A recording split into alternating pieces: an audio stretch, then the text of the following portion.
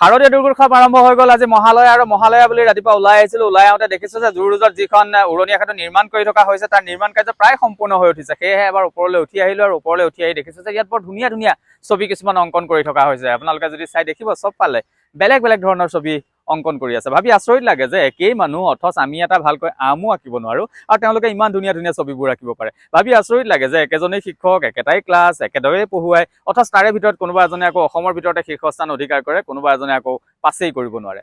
শুনা মতে জন্মৰ সময়ত হেনো প্ৰতিজন শিশুৰ মগজুটো একেই। তেনেহ'লে কেতিয়াৰ পৰানো এই পাৰ্থক্যবোৰ হ'বলৈ আৰম্ভ কৰে? কোনোবা এজনে ইমান দূৰ আগবাঢ়ি গুচি যায়, কোনোবা এজন আগবাঢ়িব নোৱাৰে। এই সম্পৰ্কে বহুতো মন্তব্য দিয়ে। কোনোৱে ক'ব খোজে যে এলবাৰ্ট আইনষ্টাইনে হেনো মগজুৰ 5% ব্যৱহাৰ কৰিছিল আৰু আন কোনোৱে ক'ব খোজে বাকী লোকসকলে হেনো সৰ্বাধিক মগজুৰ 4%লৈকেহে ব্যৱহাৰ কৰিব পাৰে। আন কোনোৱে ক'ব খোজে যে এয়া ভুল, আচলতে এলবাৰ্ট আইনষ্টাইনে মগজুৰ 100% ব্যৱহাৰ কৰিছিল। পাৰ্থক্য এটাই যে তেওঁ সঠিক দিশত কৰিছিল আৰু বাকীসকলে সাধাৰণতে বেলেগ বেলেগ দিশত অধিক সময় নষ্ট কৰোঁ বা মগজুৰ বেছিভাগ কোষ আমি সেই বেলেগ বেলেগ চিন্তাত খৰচ কৰোঁ। আকৌ আন কোনোৱে ক'ব খোজে এজন ব্যক্তিয়ে হেনো জীৱিত কালত নিজৰ মগজুৰ সৰ্বাধিক 10%হে ব্যৱহাৰ কৰিব পাৰে। কোনটো সঁচা কোনটো মিছা এইটো এটা বহুত ডাঙৰ ৰহস্য আৰু সেই ৰহস্য ভাঙিবৰ কাৰণে বিভিন্ন সময়ত বিভিন্নজনে গৱেষণা কৰি আছে আৰু তাৰে ভিতৰত সকলোকৈ গ্ৰহণযোগ্য তত্ত্বটো আগবঢ়াইছিল সাংবাদিক লয়েল থমাছে। 1980 চনত হাৰ্ভাৰ্ড বিশ্ববিদ্যালয়ৰ মনোবিজ্ঞান বিভাগৰ অধীনত অধ্যয়ন চলাই গৱেষণা চলাই উইলিয়াম জেমছে এখন গৱেষণা পত্ৰ প্ৰকাশ কৰিছিল সংৰক্ষিত শক্তিৰ তত্ত্ব বুলি। আৰু তাত উল্লেখ কৰা যি তত্ত্ব আছিল তাৰ ওপৰত ভিত্তি কৰি লয়েল থমাছে কৈছিল যে প্ৰতিজন ব্যক্তিয়ে মগজুৰ যি সুপ্ত মানসিক ক্ষমতা থাকে তাৰ 10% ব্যৱহাৰ কৰে। অৰ্থাৎ আমাৰ সকলোৰে মগজুৰ ভিতৰত এটা অংশ আছে যিটো অংশ সুপ্ত হৈ থাকে, ঠিক ইনভাৰ্টাৰৰ কাষত ৰাখি থোৱা এটা এক্সটাৰ্নেল বেটাৰীৰ দৰে। আমি কেৱল মাত্ৰ ইনভাৰ্টাৰত যিটো বেটাৰী কানেক্ট হৈ থাকে সেই বেটাৰীটোৰ পৰাহে আমি ছাৰ্ভিচটো পাই থাকোঁ।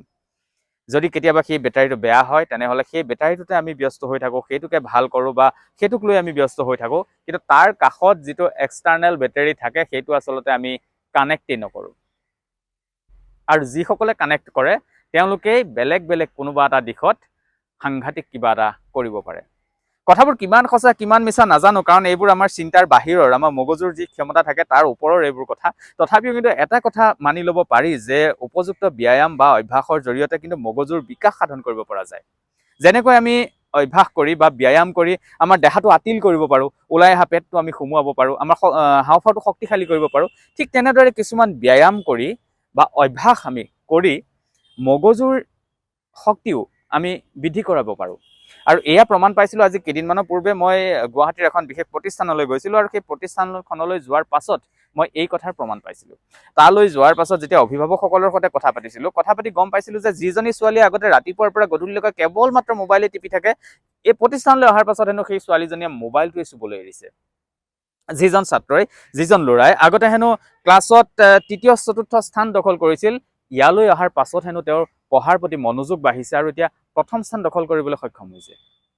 আৰু যদি এয়া সঁচাকৈ হয় তেনেহ'লে কিছু সংখ্যক অভিভাৱকৰ বাবে এইটো বহুত ভাল খবৰ হ'ব।